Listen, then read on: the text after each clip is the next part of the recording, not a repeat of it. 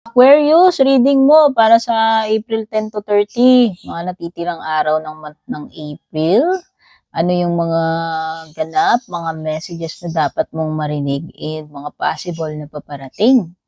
Pero kahit na anong petsa naman yan dumating sa inyo, lahat mo na reading ko timeless reading. Sun, Moon, Rising, Venus, Signs, Cross Watchers man, kahit sinong gustong manood. Thank you so much for dropping by, Aquarius, para manood bago ka man dito or matagal na. Let me know in the comments. Kumusta kayo dyan?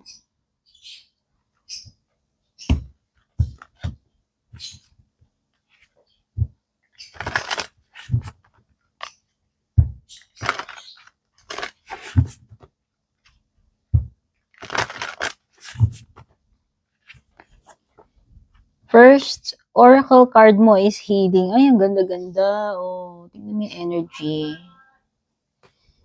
Healing.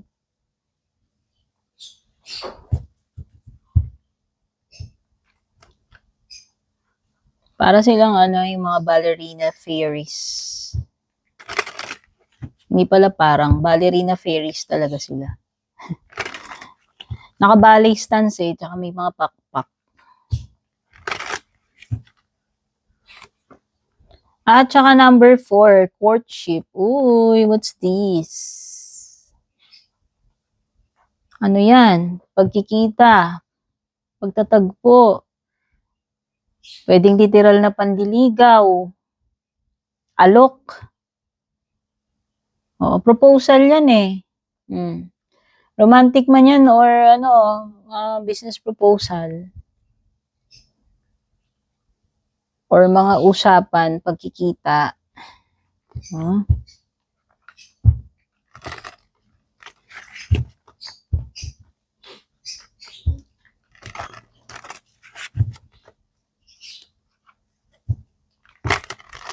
By the way, kung interesado kayo kung ano tong deck na ginagamit ko, comment nyo dyan. Pero ito ay binili ng asawa ko sa Fully Booked. Fully Booked SM North the Block, to be specific. Yan. Shoutout sa inyo, Fully Booked SM North the Block. Suki kami dyan. Meron nga akong dyan discount card, char. Kaya kung bibili kayo ng mga decks, yan, makikita nyo yung mga decks dyan. Ang ganda nga kasi kapag meron kang specific deck or book, minsan pwede pa nilang i-request sa ibang branches nila yon, yung hinahanap mo in particular, no? Andun, may mga books doon, may mga decks, etc. Hindi ito sponsored hindi ito sponsored ni Fully Booked. Nire-recommend ko lang talaga kasi yan din yung isang trusted na store ko, bidiyan ng mga deck.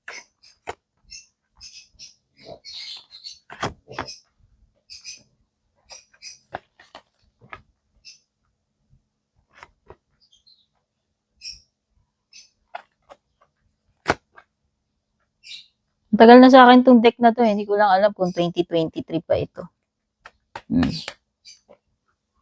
So, may mga numbers na lumilitaw sa mga cards. Ano man yung mga numbers na yan, banggitin ko na lang sa inyo kung ano man ang paggagamitan ninyo. Pwede nyo tignan anong meaning nun.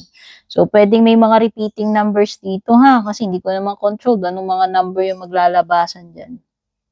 Okay? Merong number 27, number 4,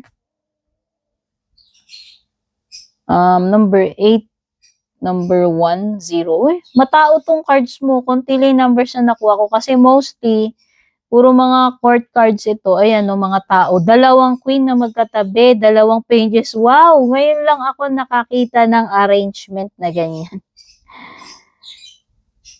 Dalawang queens. Ganito yan. Either alay mo yan or kalaban mo. Yan, dalawang queen na yan. Dalawang pages na yan. Either alay or kalaban. Daming tao matao tong mo. Meron ding knight dito sa baba, meron ding king. Banggitin ko na lang din ano yung mga signs na nasa cards, pero kahit naman anong sign ninyo as long as nakaka-relate kayo. Kunin nyo lang ano yung nagre-resonate, ano yung magagandang mapupulot ninyo sa reading na to, paano man nag-a-apply yan. Kung hindi nag-a-apply sa situation nyo, disregard, no? So, merong Pisces, Cancer. Babasahin ko, may mga repeating signs dito kung ano man yung marirepeat dyan. Pisces, Cancer, Cancer, Sagittarius, Pisces, Taurus, Taurus, Virgo, Virgo, Pisces, Leo, Libra, Aquarius, Gemini, Virgo, in Aquarius. Okay?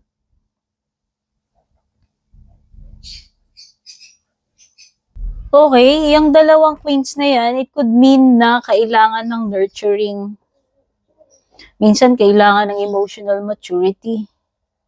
Or, very, strong feminine energies.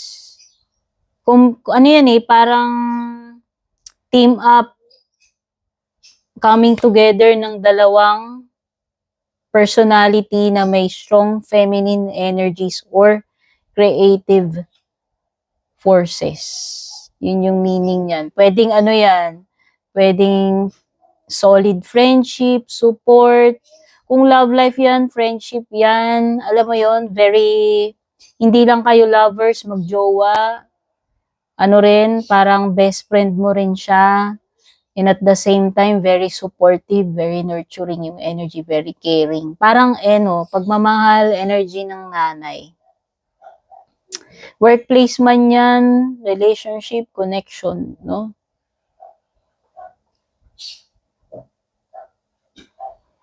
Oo, kasi ito malakas na power yung 2. I-research nyo na lang yan kasi pares-pares yan Pero ang 2, signifies balance, yin yang. Pwedeng opposites, contrast. Pwedeng need for balance. And if an advice yan, parang kinakailangan ng, ano ba tawag dito? Gentle approach. Kailangan ng EQ. Oo. Kailangan ng care. Additional care. Okay, so itong dalawang pages is a strong energy lang naman ng messages communication or new beginnings, no? Wala naman ibang nadagdag dyan.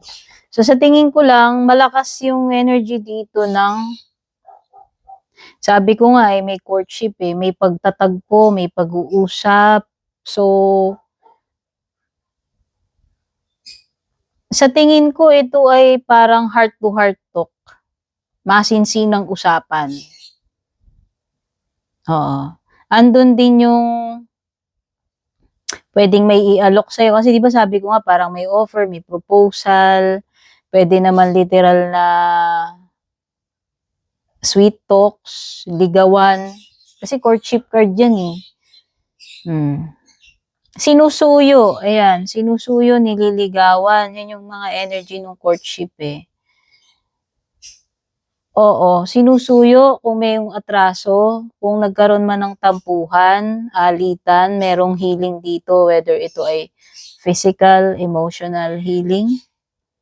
Andoon yung talagang sasadyain ka, pupuntahan ka, susuyuin ka. Pero sabi ko nga, pwede rin naman yung indication ng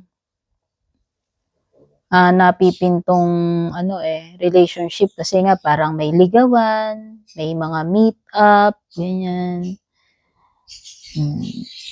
No, baka may mga kakatagpuin ka ba? May mga whether sa romantic yan hindi, meron ka bang mga kausap na okay, mag-usap kayo na magkita kayo and may mga pag-uusapan kayo or whatever activities yung gagawin ninyo. Pero pwede rin kasing pakikipagtagpo yan sa lover mo.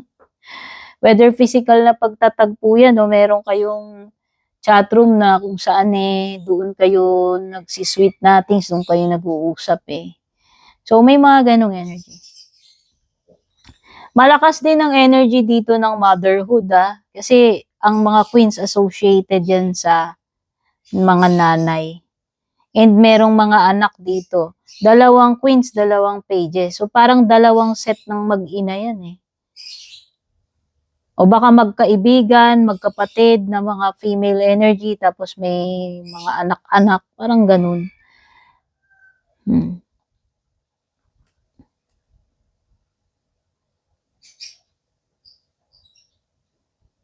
Kung ano to, kung age gap, yes, pwede rin namang may age gap kasi Queen and Page. So parang anak mo na kung titignan mo yun.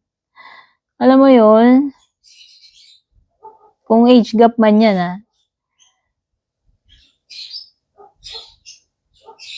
At saka parang ano energy ng very caring, supportive, inaalagaan. Alam mo yun? Pabebe yung isa naman pa-mother. Diba? O baka talaga literal na about motherhood dyan, mag-inang energy. Ewan ko, depende na kung ano yung nagre-relate sa inyo. So yan, ano mangyari? Baka magandang energy ng Queens, which is susuportahan ka. Okay, lalo na kung nagsisimula ka pa lang kasi si page is beginning pa lang. So, pwedeng yung mga pages na yan is an indication na parang nagsisimula pa lang, mag-grow pa lang, connection man yan, career, etc. No?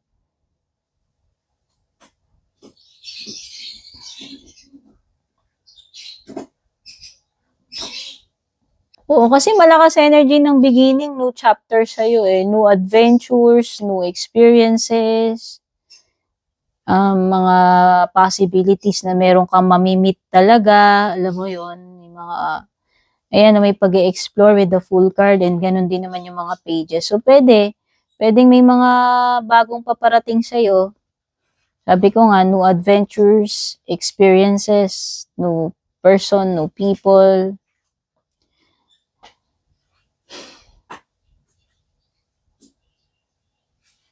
Wow, alam mo kung person at person lang din naman yung pag-uusapan natin. This is someone na may feelings siya may romance may malalim na feelings. Very caring, very loving, very dreamy, romantic. So, sa tingin ko lang, pwedeng merong iba sa inyo, may mga bagong inspiration, bagong mga ideas, new opportunity in career and in love. Wow, ang ganda. Merong manifestation dito with the magician, Gemini energy. Gemini or Virgo.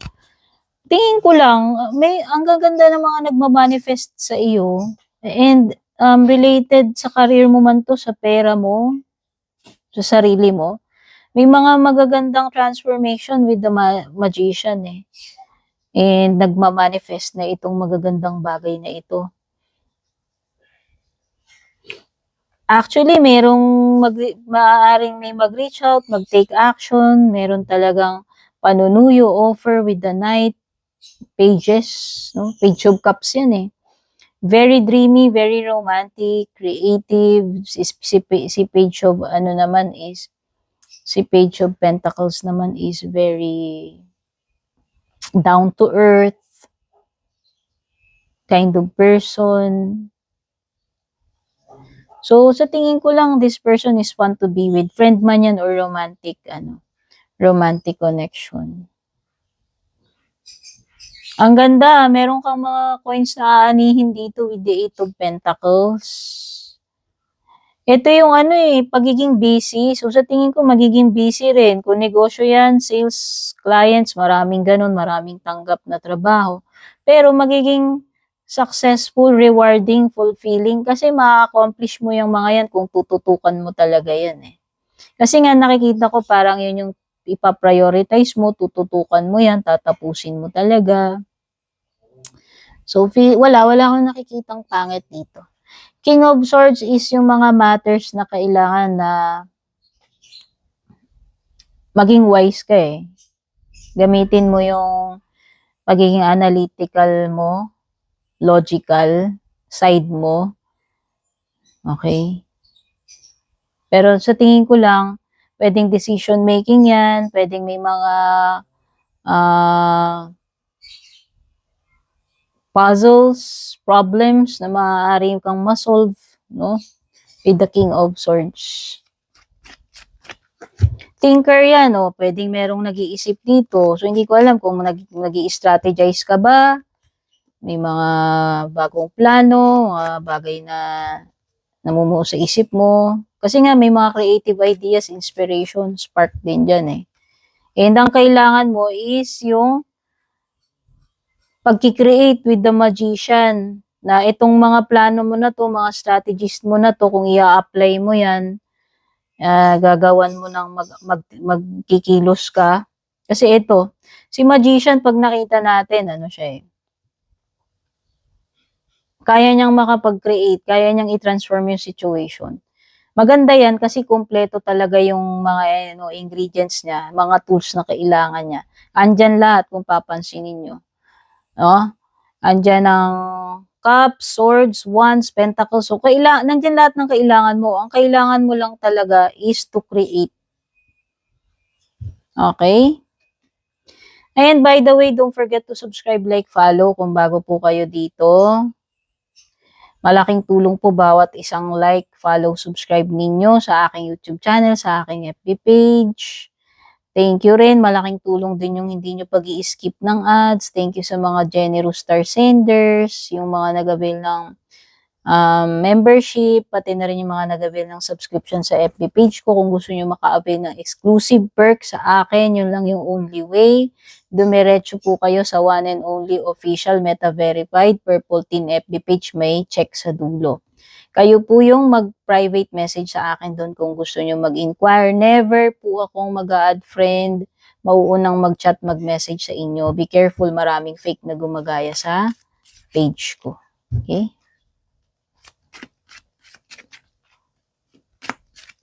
So, maganda to. Kung love life to, may offer sa'yo to. Aalokin ka na siguro ng engagement, kasal, no? Or susuyuin ka niya, kung may LQ man kayo, hanggang mapa-oo ka niya, alam mo yon. Kung sa business, sa career, o pwedeng merong mga opportunity sa'yo, offer, job offer yan. O baka andyan yung i-email ka, tatawagan ka for an interview. Tapos ininego mo na yung mga gusto mong inego ngayon, no? Yung price tag mo, etc. Baka may mga pag-uusapan. May mga ganong energy. Kasi may pagta-travel din ako nakikita rito eh. So, ayan, nakikita ko baka contract signing na yan. Sisimula ka na dyan. No? And magiging busy ka na. Nakikita ko naman, ang daming coins. So, sa tingin ko, mukhang okay naman yung offer, yung salary. Alam mo yun? And itong month na ito ay magiging productive kasi marami kang magagawa, matatapos, or marami kang sales dyan, clients. Lobster, yun nga lang pwede kang magkaroon ng financial pinch, no? During this month. Dealing sa relationship with a person, hindi ko nalalagyan ng gender, romantic man ito or hindi. Kasi mga persons dito, di ba? Ang dami, 1, 2, 3, 4, 5, 6. 6 yung tao dyan. Basta malakas yung energy ng tao kung hindi man sila 6. Dealing sa relationship, ito pa, couple yan, ayan babae, lalaki, ano man ang gender, pares. Dalawang dealing sa relationship with, ayan, isang man, isang woman. A journey, either physical or mental. Baka yun, yung meron kapag dadaanan ng financial pinch, pero pwede rin namang ibang bagay. Pwede rin namang physical like health, pero ang ganda nga kasi may card ka naman ng healing, whether emotional, physical healing yan, andyan ang healing. So, ano man yan pagdadaalan mo, physical, mental man yan, iigi pa rin yan, mag-i-improve kasi may magandang transformation din with the magician. Okay? Or pwede rin naman may short journey ka talaga, kung ano man yan, pupuntahan mo na yan. At merong ditong born August, kung sino man to ka-deal mo, or merong mga part ng reading na ito na related sa month ng August. Stubborn, aggressive person, pwedeng ikaw yan or person na nakaka-deal mo. Take care or there will be a loss or of material wealth. So, sa pera yan eh.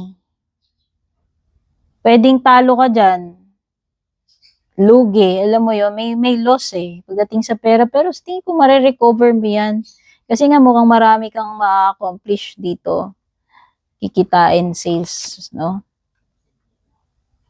Whale, don't worry, great worry over nothing daw. Overthinking. Kasi great worry over nothing eh. Ito naman dapat talaga mag-alala, pero ang tendency is, pwedeng ma-overthink ka. Okay? So, yan yung mga na-pick up ko sa ngayon. Godspeed. Take care. Babush.